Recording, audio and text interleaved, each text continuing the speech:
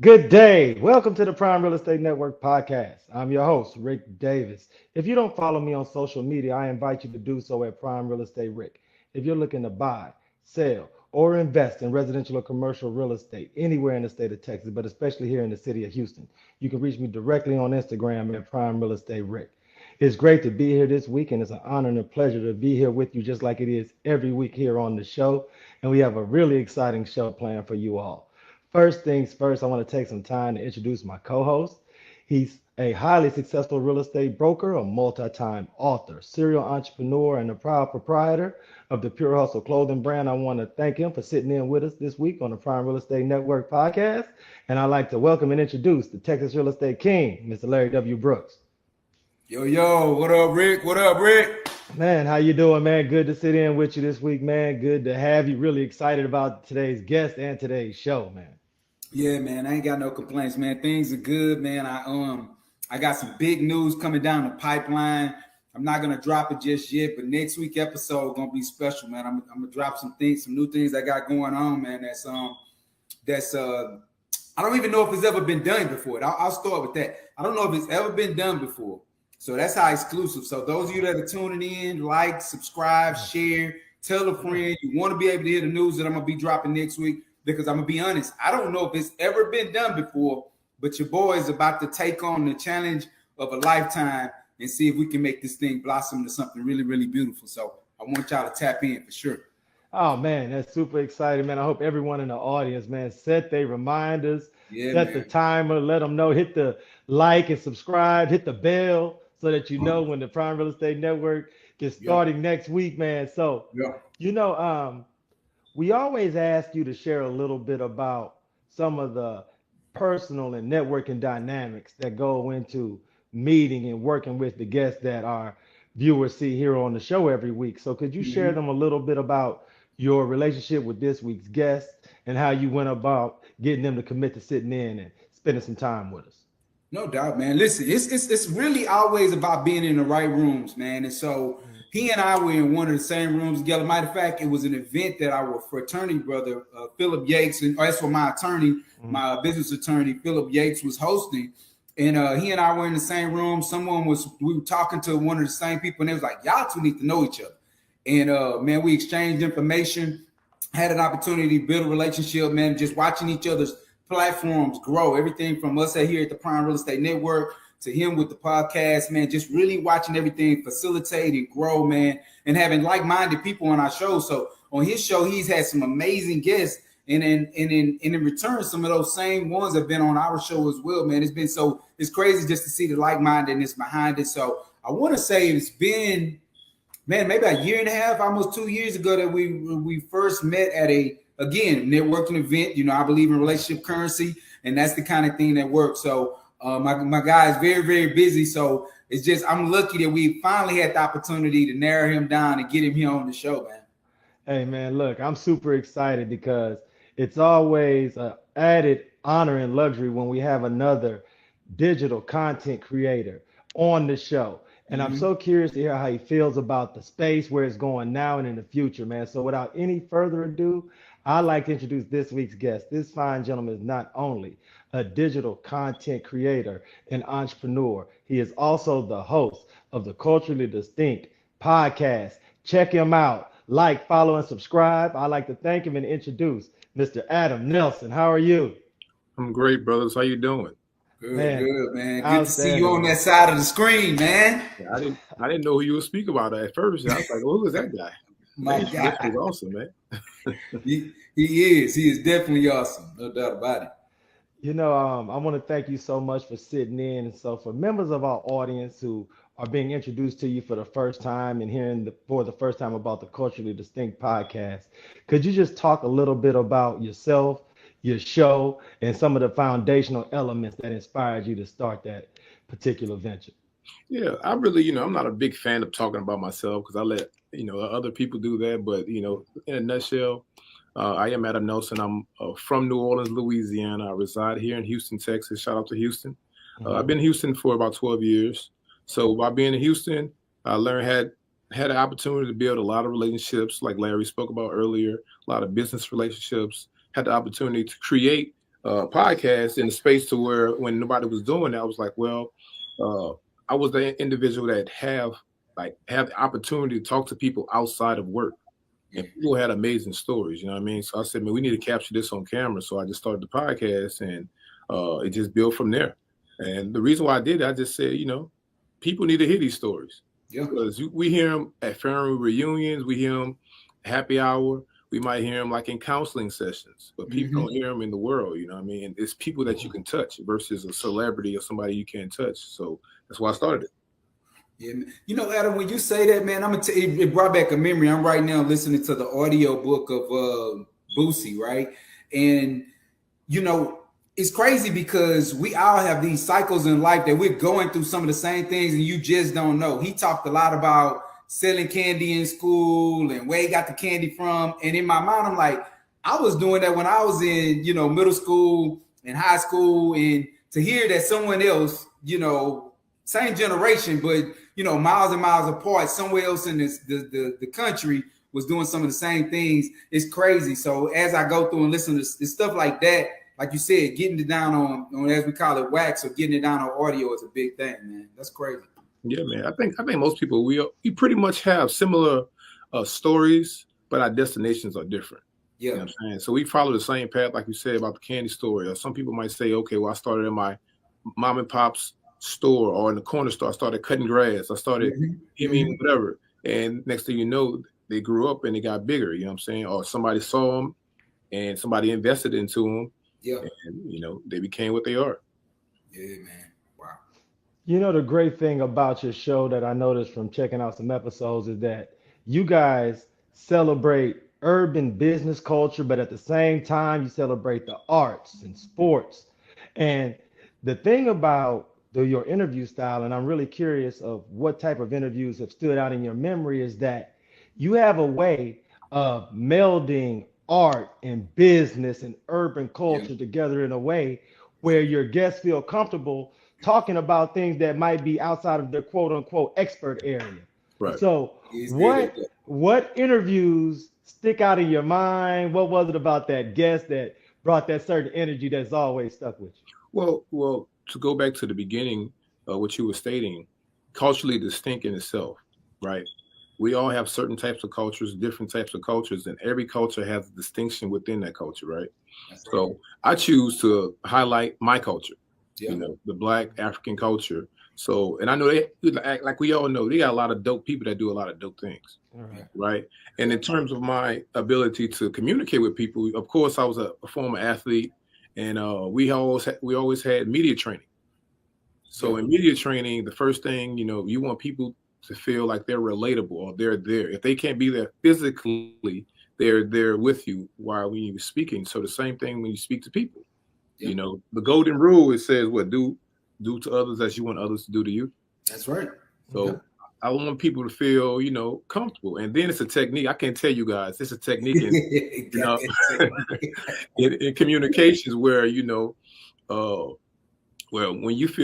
when the guest feels like you're vulnerable, they're going to become vulnerable naturally.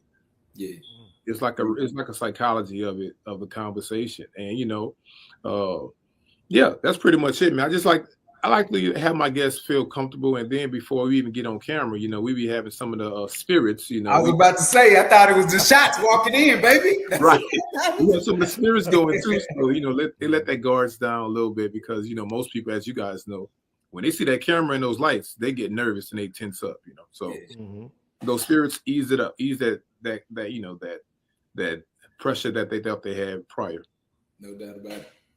I've always been curious, as someone from New Orleans that's currently residing in Houston, how have you adjusted? How is the Houston culture? Is it so many people with us bordering Louisiana? How much was it a change for you? How were you able to embrace the city? Or did you have a lot of experience with the city before you decided to move here? Actually, you know what? Houston reminds me of New Orleans now. Since, Hurricane Katrina, a lot of individuals from New Orleans moved here. Then, they moved back. Then we had another major hurricane, Harvey. So a lot of individuals left Houston to go to New Orleans. So it was like an exchange, right? So, but the cultures intertwined over the years. when we talk about the food, we talk about the music, we talk about the dance, we talk about the scene. It's pretty much the same, you know. Of course, New Orleans is a smaller place geographically, but it's, you know, a lot of people in Houston do the same thing. Now, you know, they're getting to the place to where, you know, we're having house parties and get-togethers and stuff like that, because everything in Houston, as you guys know, is 100 miles away from each other. So you really can't do it like that. But for the most part, it's pretty much the same, man. So in order for me to, when I came here, it was easy to relate. A lot of people went to my college. Shout out to Southern University, HBCU in Baton Rouge. So a lot of people went there and they moved here. Yeah. So, you know, we have probably 50% of people that graduated from Southern that's here in Houston. Wow. So we already had a network of people here. So, you know, it was easy for me. You know, I had to ask you that question because Larry and myself, we grew up going to New Orleans for every event. Yeah. So I know you guys, especially being a native of New Orleans, you get so used to people, tourists coming to the city, Yes. hanging out. Every big event, you don't have to worry about if you can see new faces uptown. You could go out and mix and mingle. But it's super cool that we've been able to share that same hospitality from all the people from New Orleans as they come to Houston. Because I know, man, since we were young boys and teenagers, going down I-10 and getting to the 504 was always on the calendar for all those major events, man. Yeah, man. And especially when what recently just happened, the pandemic, Houston was only one of the places that was only open. So you had people from everywhere coming in. Yeah. So a lot of people had never been to Houston, came to Houston during the quarantine. It was like, wow, we coming to Houston. We moving to Houston. Yeah. And it's crazy because, you know, even speaking of that, we just had Essence Festival. And at one point, Essence Festival was actually held in Houston, Texas, Right. because of the Katrina that year or that following year. So we ended up having we ended up having the Essence Festival here. So, yeah, a lot of and it's crazy because I see a lot of the relationships that were built through some of our promoters and promoters from New Orleans. Yep. It kind of they oversee each other. Like, meaning at the end of the day, when Essence Festival take place, a lot of our Houston promoters are down there as a big part of the gatherings and events that take place. Yeah, so yeah, you're right. The cultures have definitely kind of started merging together. Yeah. You know, I want to ask you because as a podcast host and a digital content creator and a business owner, with one of the things that Larry and I have noticed that, especially in this digital content space, the industry is ever evolving. It seems it always just changes on a dime, on a weekly, monthly, quarterly basis. There's a new app, there's a new process, a new software. And with all of the artificial intelligence that has been recently made accessible to the general public, how has that affected what you do over at Culturally Distinct, and where do you see the digital content creation space going in the future? Well, I think, me personally, I think that you guys could see it. Just recently just happened, ESPN, they fired 20 hosts that's been there for years, and they hired a podcast individual, an ex-athlete that was a podcast, started off as a podcast, now it's an actual show. But the show is a podcast, and they gave him $85 million. So just in that example, radio is depleted. What's the other one? TV is depleted because people are really not watching TV and people not listening to radio. They listen to podcasts. Yep. And that's the space. That's where we're going in the future. And the advancement of it is AI. Now, AI, you know, we're still tapping in because AI is still getting smarter and smarter and smarter. But AI, I think, it helps out a lot, especially with script writing, with detailed information. If you had any shows, scripting shows, stuff like that, writing shows, AI helps out a lot with that. And then to take it a step further, they haven't done it yet, but I believe they're doing it. VR, virtual reality. So instead of having, you know, how we have studios and having these interactions, everybody's going to have VR, and they're actually going to be in that virtual reality, having interviews and having podcasts. So that's the space where we're going to. So I just gave you guys a jewel. So if you guys want to invest in VR, you better start doing it now.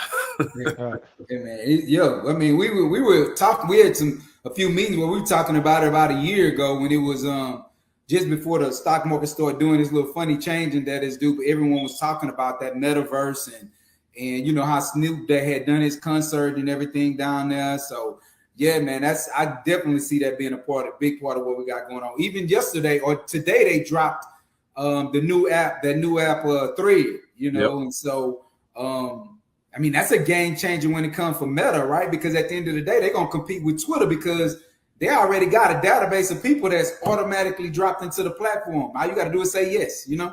Right, So, right. And then you also got to look at the social media presence, because now Instagram, at first, we talk about monetary now, getting money from these platforms. Instagram has gone away from paying individuals. So the only people are really paying individuals right now is really Facebook, Meta. Yeah. And I believe Meta has partnered with Instagram in a certain way.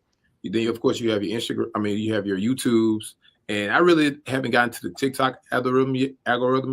Yeah. But of course, you know, your Apples and Spotify's, they pay out. But yeah, so these platforms are moving to a space to where I guess they're trying to do a one-stop shop for everything. Yeah. You know? They can try. Yeah. They can try. You got some of them that's going to definitely continue to try to compete against it, you know, because I mean, Twitter and you know, the Tesla founder, now that he's over with Twitter, that's going to be an up and down. I don't see Twitter going anywhere. I mean, I like the opportunity for them to have that compete when it comes to Mark Zuckerberg and him. So I think that's good. That's good business for everybody, right? At the end of the day, we really don't want one person having everything, but it's crazy how they all create their small versions of their own processes. So it's only a matter of time for, you know, it's only a matter of time before Twitter try to come up with something that's similar as Instagram, I'm sure, at some point. No, you know, it's really interesting that we can talk about, like you said, Larry, the new app, the new thread, and all these new things and where it's going in the future. And the most important thing that I think that artificial intelligence is adding to this particular area is what Adam spoke about, is the actual script writing, the behind the scenes, the verbiage. And I think what that's going to do is allow people in this space to more regiment and make their content similar to what things we've seen on TV. And to your point, this is why ESPN will hire a podcast, because the production quality isn't much differing from what people are used to now. So I think that's just something to keep in mind. Adam, I'm just so very curious for those in our audience that are meeting you for the first time.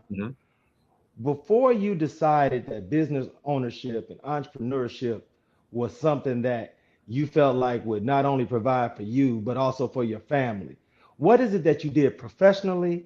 And what was the catalyst or the tipping point that motivated you to stop what you were doing, get involved in entrepreneurship, and push all your chips to the middle of the table from that standpoint? Well, my trade, normally I work for the United States government. That's what I really do. A lot of people don't know that. So I work for the government in a certain capacity, but I've always been an entrepreneur. I've been an entrepreneur since I was 12, starting off cutting grass in Washington. Cutting grass, man. See, there you go. Me too. Man. I still love cutting grass, man. You know, that's where the money came. I was making a lot of money doing that. Then I started washing cars, doing that. Then when I went to college to play ball, I started cutting hair. So I always had a hustle going on, you know what I'm saying? Even if it was nobody had a car, I had a car, so I was renting out my car. Before Uber was a thing. Before Uber was a thing, man. Just come knock at Adam's door, you know. That's it, man. Give me $5. If it's after 12, it's $10. You know what I'm saying? Inconvenience. But I always been an entrepreneur in that term. But when it came to big business, I had to learn the business. So by the benefit by working with the federal government, you meet a lot of government entities within each state. And we have conversations, but they teach you certain things. That's why it's good to be in rooms, like Larry mentioned earlier. It's good to be in those rooms with individuals, because you're bouncing ideas and you're bouncing information off each other. So that's a good thing. I just learned, I have a sponge brain, so I'm like, okay, say that one more time. I learned how to start an LLC. I learned how to start what an EIN is. I learned how to invest. I learned how to partnership, stuff like that. And over time, I just started some new things. And, of course, as an entrepreneur, some things fail and some things succeed. But that's the beauty of it. You know what I'm saying? You can come back and say, okay, I failed at that. Let me try this. Let me move this over here, try this, and operate from that way. So, you're going to lose some money, you're going to make some money. So, but the benefit is it's yours at the end of the day. That's right. You know, that's truly something that I hope everyone in the audience can hear, take in, and add because, you know, everyone needs mentorship, inspiration, someone to serve as an example. Adam, when you think back to your upbringing and your childhood, were there any members of your family, close inner circle that were business owners Mhm. that may have served as an inspiration and a motivation for a young Adam Nelson? Yeah, the first person that was an entrepreneur is my grandfather. He well, a lot of people don't get offended by this, but he ran a business, which is called the church. Hey, that's a day. Listen, man. Hey, but I saw him and he had a church and he started off with nothing, but he operated that church and ran that church into a successful business. Yeah. And then he also had like a fruit stand where he sold fruit, just to buy things for the church, PA system or some benches or, what I'm saying? So, but that was the very first person that I seen actually communicate with individuals to get money from them to, build something that he was trying to build. And then over time, I had an uncle, I had my mom, people that had small businesses in real estate or just in investment in properties, stuff like that, that I've learned, that I seen how they was moving and, what they was doing, the ups and downs of those businesses, the good deals that they have and the bad deals and the individuals that they meet, stuff like that. So, yeah, so I've been beneficial. It's been beneficial to me to have certain individuals in my family to operate their own business. And it's still operating to this day. So the church is still there and everybody else still have their businesses. So, yeah. It's good, man. Hey, look, saving souls is not an easy thing to do. You know what I mean? We definitely need to be compensated when it comes to saving souls. So, especially in the dark. You can't do it in the dark, right? That's right, man. That's right. You gotta pay the bills, man. You gotta pay the bills, man. You know, that's an interesting perspective, and I want to thank you so much for your transparency because one of the cool things about building this platform is that Larry and I have had the opportunity and the luxury to meet over 200 business owners and entrepreneurs. And I want to say, Larry, correct me if I'm wrong, Adam's the first person to go back to having a member of his family running a church as their entrepreneurial example. Yeah, that's the first time. And yeah. the organization needed, the partnership needed to make a church run in a way that it serves the community, the way that everyone who starts off with that initial mission and visions is something that I think for a young person can set them up and be a great example for partnership, networking, building a business, and being a pillar of the community and giving back. So it's interesting that you had that experience. Being self-motivated every single day because you got to be there for others, man. Like that's, just imagine if every day we knew getting up that we got to put people on our back. I mean, that's a consistent journey 20 years, 30 years later that you have to do. So, yeah. I'm going to give you all a jewel. Here in Houston, see these big churches? They are leasing these buildings. So somebody owns the building. Yeah. The church is just leasing from the people. So people are building buildings, facilities, and churches are putting their housing in there. So basically, you're profiting off the church. No doubt about it. It's funny. You know what, too, Adam?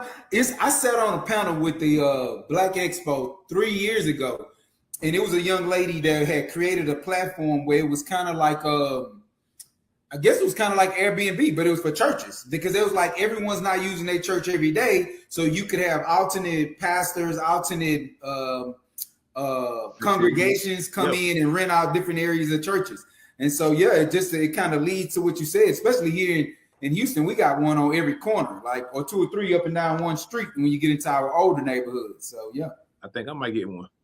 Hey, listen, my uncle, I got like 3 or 4 uncles that own that church that are pastors. So it's in the bloodline. Right.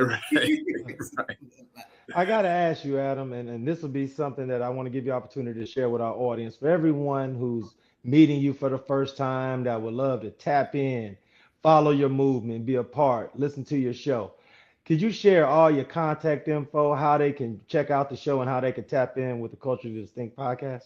Yeah, for sure. Go to Google and type in Culturally Distinct, and we're gonna pop up everywhere. I've been blessed. We just signed a deal with a major network So they'll be coming soon. I can't say what right now, but congratulations on that, brother. Congratulations. Appreciate it, my brother. But Google, Culturally Distinct, we're everywhere. Apple, Spotify, iHeart, Pandora, YouTube, everywhere. So that's us. Adam, what was the vision of the name? Where did you come up with the name? Where did that hit you at? Like, where'd you come up with that? Well, actually, it was a group of people that started off with me, but they didn't end the race. They just started off. But we collab. We collab with names. We wanted something that was Creole because we're from all of us from Louisiana, but we wanted something that also is attractive. So at first it was culturally gumbo. I was like, everybody don't eat gumbo. Then it was like what was it? Culturally Distinctive. It was weird names, but Culturally Distinct was the name. I said, that's dope right there. That's what's up. Okay. Yeah. Man, I want to thank you for your time, man. I want to thank you for sharing so much about not only your show, but also your background, because there's so many young business owners, people who are currently at their 9-to-5 job, who are thinking about taking the plunge and making that commitment. So hearing your story, hearing about some of the ups and downs and trials that go along with building a platform like yours, I'm sure there's been more than a few nuggets that will not only inspire, but also motivate those in the audience. So I want to thank you so much, man. If there's anything as far as an event that Larry, myself, all of our viewers can tap into, please let us know, man. We would definitely love to have you back on the show, sitting in with us again and sharing some cool stories from just your experience and what's going on out there as an entrepreneur and business owner. That's dope. And look, guys, this is what I need from you guys. I need some of you guys merch so I can have it on my platform so I can promote it for you guys. You know what I'm saying? I believe in collaborative efforts, man. So you guys send some of that stuff my way, man. I got you, man. Listen, no problem. That consider it done. I'm gonna shoot you a message. Yes, sir. Yeah. Thank you so much, man. I'll talk to you soon, man. Like you say, stay tapped in with Larry and I, man. And once again, brother, man, thank you so much for your time and God bless. Thank you, guys. I appreciate you, Adam. How you doing, man? Look, another episode down, man. It was great to talk to Adam, man. It's just always inspiring when you see college athletes make that transition to the business world and entrepreneurship, because I know Larry and we both always like to illustrate for the audience how sports can serve those athletes on so many levels outside of just the competition aspect, man. It just shows you so much. So having another athlete on the show, being successful in business and making his mark out here, man, is truly inspiring. No doubt, man. I totally agree, man. And that's why we want people to continue to stay locked in, tapped into what's going on, because we bring on other people that are visionaries that have done this, that are doing some of the same things, that they can share their visions on where they think things are going, especially us that are developing things when it comes to this entrepreneur space. Those of you that may be making decisions on, your next career choice and things like that. So, man, most definitely continue to tap into the channel, like, subscribe, tell friends. You don't want to miss next week, because I'm telling you, I got some stuff coming. I can't listen. That's all I can say. It's gonna be fire, man. Hey, look, man, let's make sure we all tap in.